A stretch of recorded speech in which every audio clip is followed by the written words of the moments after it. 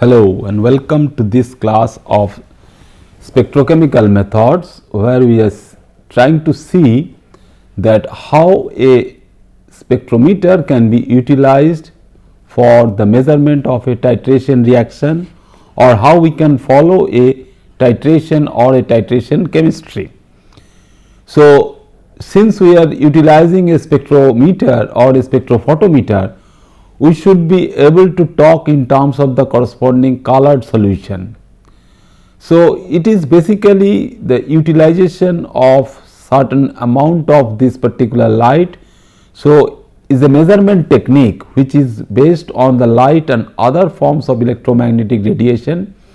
So, here basically all we see for the spectrochemical methods that the electromagnetic radiation will be utilized for this particular analysis or the analytical measurement. So, the spectroscopic analytical methods are based on measuring the amount of radiation produced or absorbed by molecular or atomic species of interest. So, what we are looking for is the corresponding coloration reaction. So, that coloration reaction we are talking about is this particular visible range. So, if we have other methods also, that there are other methods starting from the UV to IR radiation, X-ray and the corresponding gamma rays also can be utilized for this analytical purpose. So, right now we will focus our attention on the visible range, that means what we see by our naked eyes. So, we have to go for a color reaction.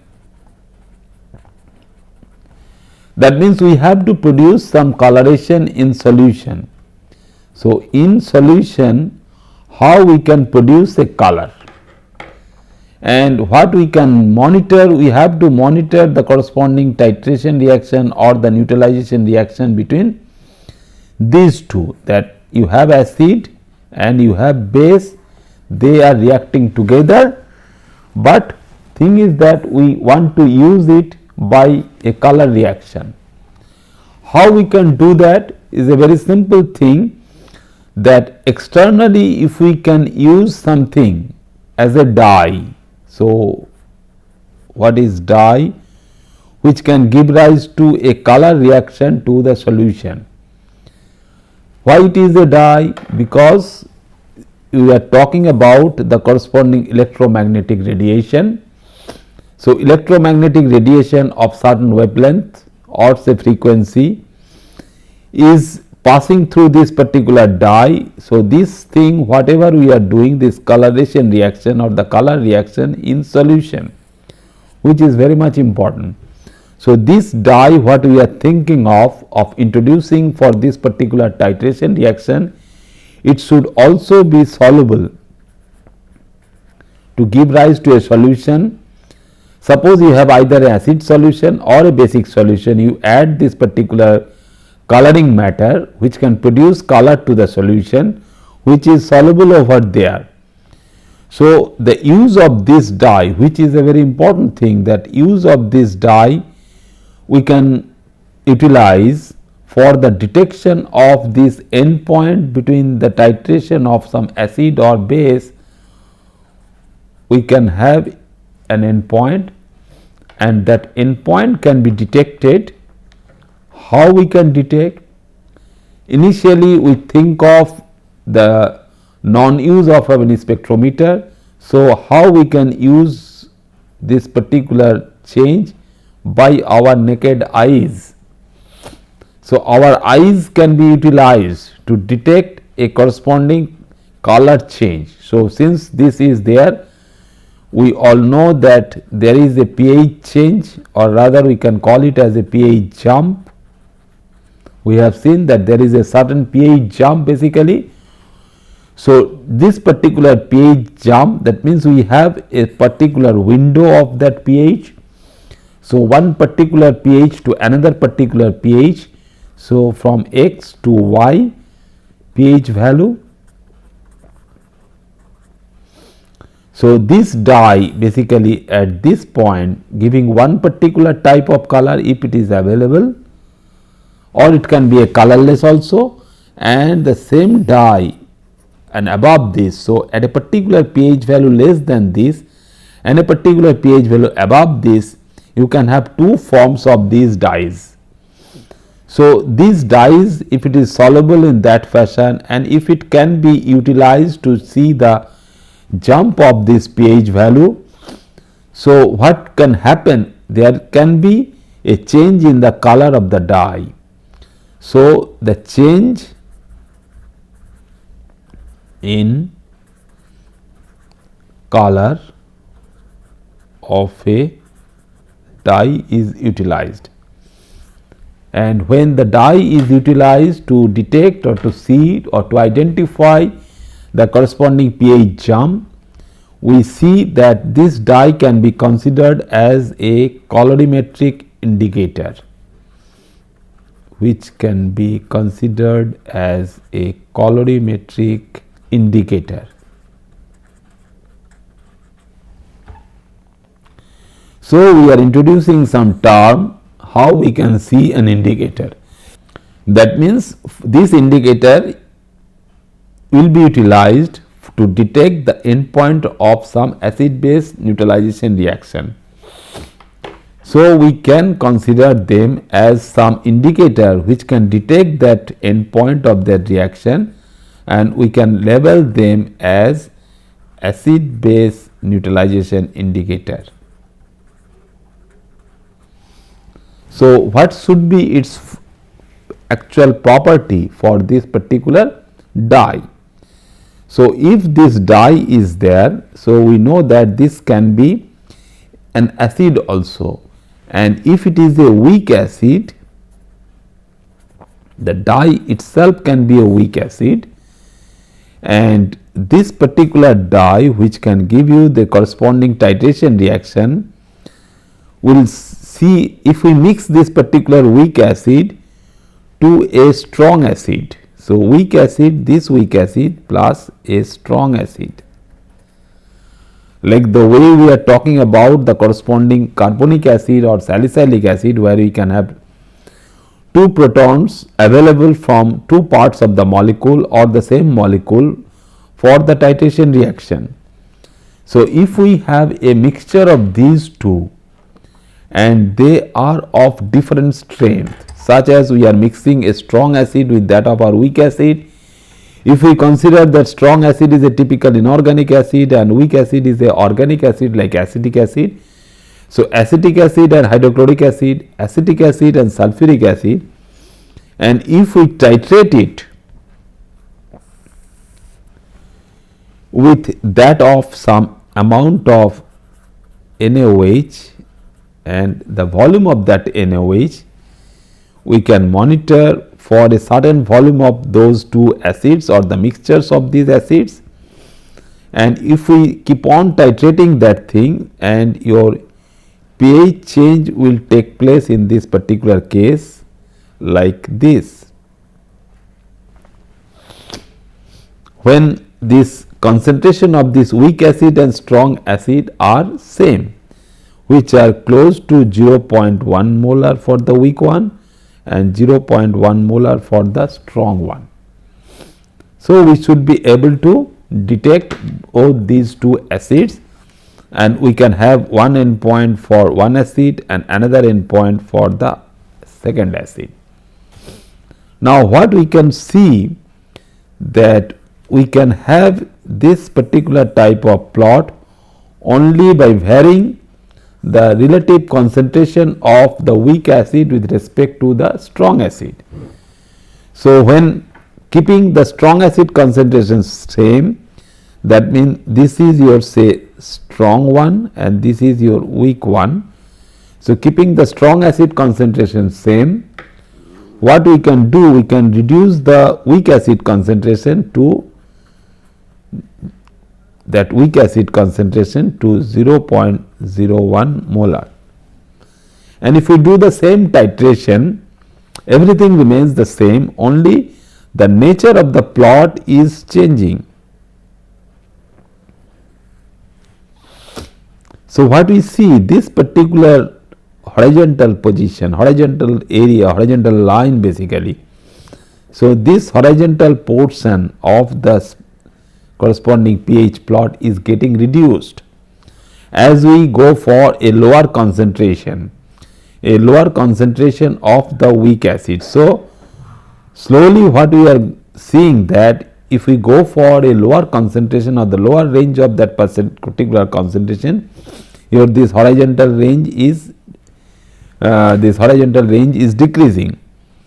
So, this particular one is basically if we go for the other concentration where we see that we are unable to detect the corresponding break for the weak acid concentration, when the weak acid concentration is reduced to 0.001 molar strength. So, this particular concentration from 0.01 to 0.01 to 0.001 molar concentration, we are not in a position to detect this horizontal position, but in all these cases this position, the first position remains same in all these cases. This position is basically same. So, when we go for this particular titration and we see that this particular titration can be utilized for the determination of this corresponding strength of this strong acid. Forget about this nature of this weak acid, what is available over there. We should be able to detect this particular thing if we have a corresponding highly colored material of this weak acid. So, if this weak acid is a highly colored material, which is a highly colored material, and that particular material we basically get as the indicator. So, this particular colored material is nothing but your indicator for the titration. As we all know how we can use this amount of indicator. So, only few drops of indicator are required for this particular acid base titration. As we all know that a strong acid strong base titration, a good indicator is your either the corresponding methyl red or methyl orange or phenolphthalein, we all know. So, there will be a color change from one particular stage to the other, that means the typical acidic condition to the basic condition, and this particular indicator what we can use, they are all organic molecules. So, the very basic information what we get is that we are handling something which are nothing but organic molecules, and these organic molecules can function as a good indicator, and those indicators are nothing but they are simple weak acids, because we have checked this with that of your titration. We have to merge this horizontal line with the previous one, such that in this particular case when the concentration is less, that means the weak acid in a very low concentration, we all know that is very difficult to detect that particular endpoint.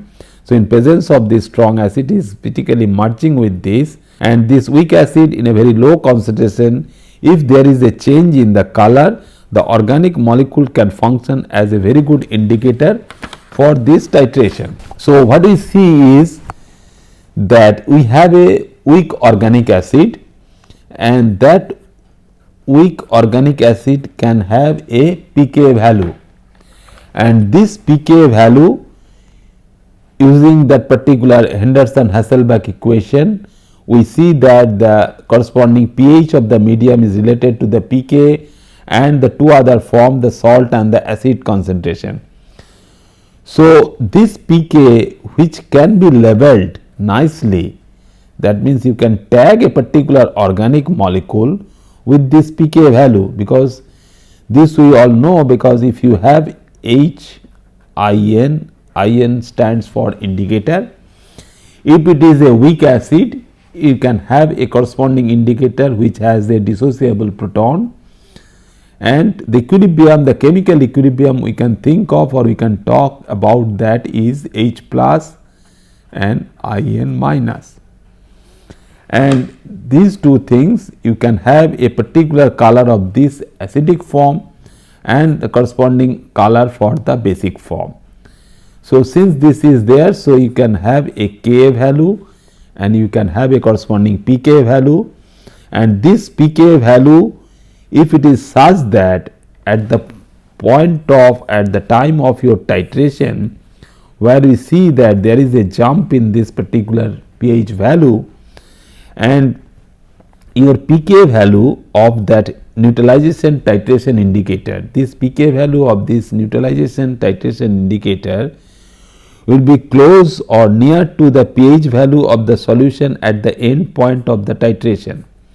So, this is the range where you see that during the addition of some drop of this alkali solution or the basic solution, your jump in the pH value is there, and this jump in the corresponding pH value, we see that if it falls within the range of the corresponding pK value of the indicator, we see that at the time of your neutralization reaction, the pK value will fall within the range of the pH value of the solution at the end point. So, if this is your end point, we should be able to detect the corresponding end point by the use of this indicator. So, how we can use this particular indicator, that we will see with the use of certain organic molecules. So, what is that molecule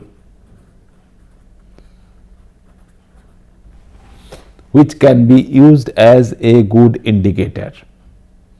And we only know some names like that of our methyl orange, methyl red, phenolphthalein, etc.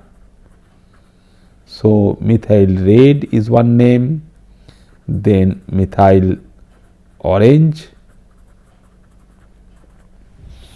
So, thing is that they are organic molecule, they can have two different form, one is the acidic form and other is the basic form, and they should be colored such that during this particular change in the pH value, it can go from typical acidic color to the basic color and indicating the end point of the titration reaction. So, we will be utilizing the simple visible light for these spectrochemical methods of this measurement. So, we can also call them as optical spectroscopic method, and when we talk in terms of the corresponding regions, basically, because we should be very much familiar with the range what we are covering. So, for ultraviolet, for visible and the IR spectrum what we are using. So, for the visible range, that means a particular indicator or a particular thing what can be colored is that it can absorb the corresponding electromagnetic radiation in the range of the corresponding wavelength starting from 380 nanometer to 780 nanometer, as we all know that this is the only visible range. What we can see our eyes also, and all the colors in the corresponding coloration from violet to the whole range of the white light is the corresponding Vibgyor, we all know. So, that will basically fall under this particular range. But how we can use, because sometimes we may not be so lucky that we get the color reaction, but sometimes we see that a colorless solution, but it can show the corresponding electronic transition, and it can absorb in the UV range. Particularly certain organic molecules will see that the electronic transition can take place within this particular range. That means the UV range from 180 to 380 nanometer, because when we talk little bit about the spectrophotometers, we will see for these individual range of this electromagnetic radiation, we can have certain amount of the corresponding sources. So, what are the sources, what are the lamps we can use for these spectrometric determinations. Similarly, for near infrared region, we can have in the micrometer range of radiation, and in the mid infrared also we can have the corresponding micrometer range of 2.5 to 50 micrometer range. So, these are some longer wavelength regions. So, nowadays the spectrophotometers are available where we can scan basically from a UV range to near IR or mid IR range altogether in a single instrument.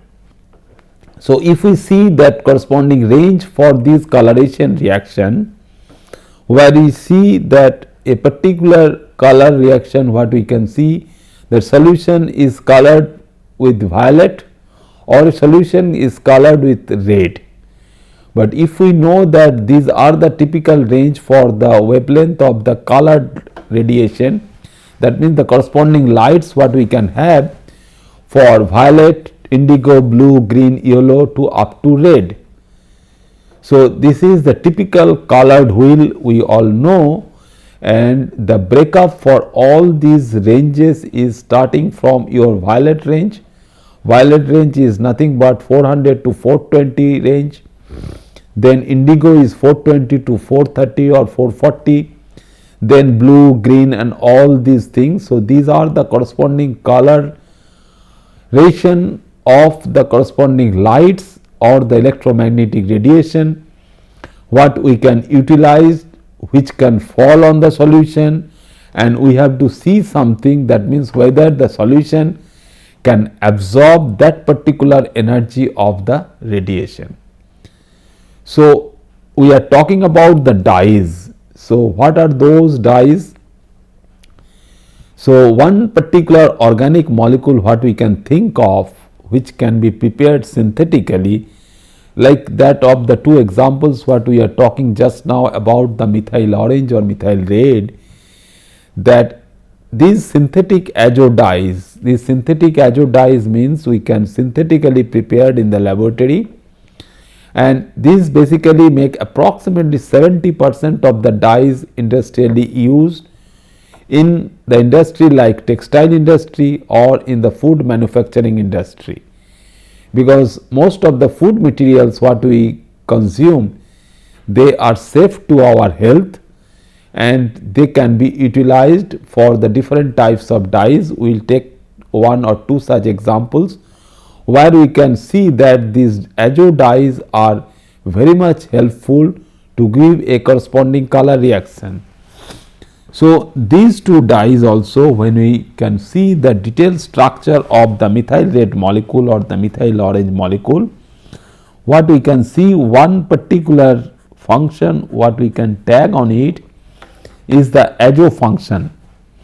As we all know from your knowledge of organic chemistry, little bit of organic chemistry knowledge will tell us that how we can get the corresponding azo compound starting from some nitrogen based compound or amine compound or aromatic amine compound, which can be diazotized and can be coupled with beta naphthol or any other phenol to give you azophenol type of compound. So, similar type of functionality we can generate with respect to your methyl orange or the methyl red. So, what we can see that this particular part of the molecule which can absorb the corresponding electromagnetic radiation in the visible range, such that this molecule can show the corresponding electronic absorption. That means, you can go for electronic absorption from the ground state to the excited state, that means E1 to E2, and the corresponding gap between these two energy state is delta E, which is equal to your h nu value. So, how this h nu value can be correlated or can be made equivalent to the corresponding lambda max,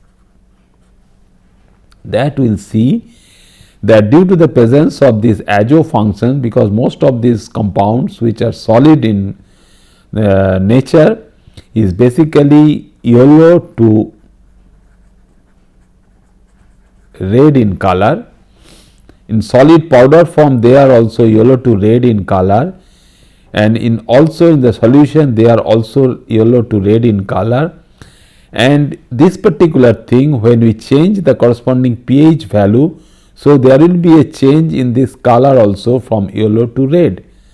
So, in one form it is yellow, in another form it is red. So, that is why all these things are very much helpful in understanding our idea of introducing the corresponding indicator for this acid base titration or the neutralization titration. So, this simplistic approach or a very simple way of telling that what should be the separation for these two things when an electronic transition can take place, and when we go for this we know that these are some covalent bonds are there. If on the left hand side you have a carbon and on the right hand side also you have a carbon. So, what we get this particular double bond. So, double bond is forming, we all know that pi bond is forming over there. So, if we can have a sigma bond, that means electrons present in the sigma level, then we can introduce a double bond character in this azo function. Why azo is becoming a chromophore? What question we are asking now is that how a azo function, which is a responsible part for this whole organic molecule for a colored solution or a colored solid sample, because the chromophoric part attached to this molecule, this organic molecule, is the azo function. So, you have the sigma bond, then the second one is your pi bond, and sometime we will see that you can have also lone pair of electrons, because this nitrogen can have lone pair of electrons on it. So, you have the non-bonding electrons. So, these are the electrons available which are in the filled levels, that means all these levels are filled, that the sigma bonding level, the pi bonding level and the non-bonding level all will have the electrons in it. So, once we know that during the formation of the covalent bond, all these things can also give rise to the corresponding antibonding level, which is the pi star level, and the sigma will have the corresponding level as the sigma star. So, what are the transitions available for this is very simple. Think that when you have the lone pair of electrons on this azo function, what we get? We get a transition from n to pi star, or it can go to n to sigma star also, and another transition is also very much feasible is your pi to pi star transition. So, mostly for all these molecules where you have a n double bond, or sometime you can have a imine function what is originating from a acid base condensation, where one of the nitrogen can be replaced by carbon, where you get a carbon nitrogen double bond, and that will also have the distribution of all these electronic levels like this, and you can have the most dominating transitions over here is the corresponding pi to pi star transition, where the energy gap is more, and where the energy gap is less is your n pi star transition. So, this n pi star transition is gap is low, that means it is in the higher wavelength region. So, at higher wavelength region we find some transition. What we can monitor by a spectrophotometer is the corresponding n pi star transition. Otherwise, we can have in all these cases the corresponding pi star transition. And other thing we will also consider is the corresponding intensity of these transitions. Not only the wavelength of transition, but intensity of those transitions are also useful. So, we have labeled this thing as your corresponding azo function. So, wherever we get the corresponding azo functionality or the corresponding nitrogen double bond, we consider that these are the typical dyes. Why they are dyes? Because they are colored, they can impart coloration in the textile matter or some food material, and this azo function will be very much useful, because we are still on that particular molecule where we are considering that the azo function will be present in the well known acid base indicators, the neutralization indicators like your methyl orange and the methyl red. So, for these two things what we see that this can be extended, this color reaction will extend it for a particular type of metal complex solution also. So, one more question we will be asking, that is, during this particular acid base titration, what we see that a typical indicator is colored.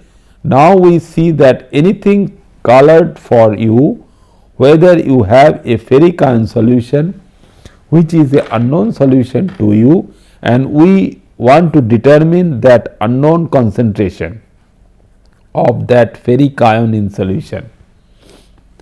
So, we will add some reagent, and this reagent can also be titrant for your analyte Fe3 plus. So, when these two are reacting to each other, what we see now is that ferric ion is reacting with some reagent, giving rise to a complex. We all know that the complex species, the coordination compounds we are talking about now, since we all know that this is a 3D metal ion, and 3D metal ions are very easily or very nicely can react with some reagent or the ligand. So, in this particular case, if is a thiocyanate ion or the thiocyanate anion, which we can derive it, where from we get it? We get it from a corresponding salt of potassium thiocyanate or ammonium thiocyanate. So, this potassium thiocyanate, ammonium thiocyanate, which is giving rise to a colorless solution to you, and when it is added to any light yellow solution of ferric ion, we get a blood red coloration. So, you have a blood red coloration, and that color reaction is due to the formation of Fe3 plus and thiocyanate complex. So, what we can consider is that a very first one, we will discuss it in detail in our next class, that how this particular species, that means FeSCN 2 plus species, because one of the trivalent charge will be neutralized by SCN minus. So, giving rise to this species, and we will see whether this particular one is your end product or not, whether more thiocyanate ions can be attached to this particular iron, because that will be related to the corresponding stoichiometry of this reaction. Because for any such acid base type of reaction, as we discussed earlier also, that your metal ion can be acid, and this SCN minus, that the SCN minus for the complex species, it has also another name, we call it as a ligand. So, metal ion ligand reaction is also an acid base reaction, but here our basic idea is that how you generate a color reaction. So, that color reaction will tell us that once it is colored, we can detect the presence of iron by using some titrant or reagent, and this colored can be monitored by a spectrophotometer. So, that is our basic idea, that how we can utilize a spectrophotometer, not that we are going for a regular titration using burette and pipette, but spectrophotometer will be utilized to detect the corresponding coloration, and whether we will be able to detect the unknown concentration of Fe3 plus with the use of some standard solution, because there will be no need to use a standard solution of this type, because we are doing some corresponding reaction. The complexation reaction will follow, will study for its production of this particular species, and 1:1 reaction is fine to detect or consume all the Fe3 plus ion for this blood red coloration in this particular case. So, spectrophotometer can detect the color and we can identify the unknown concentration nicely by using this first example of your spectrochemical methods for metal ion analysis. Okay, thank you very much.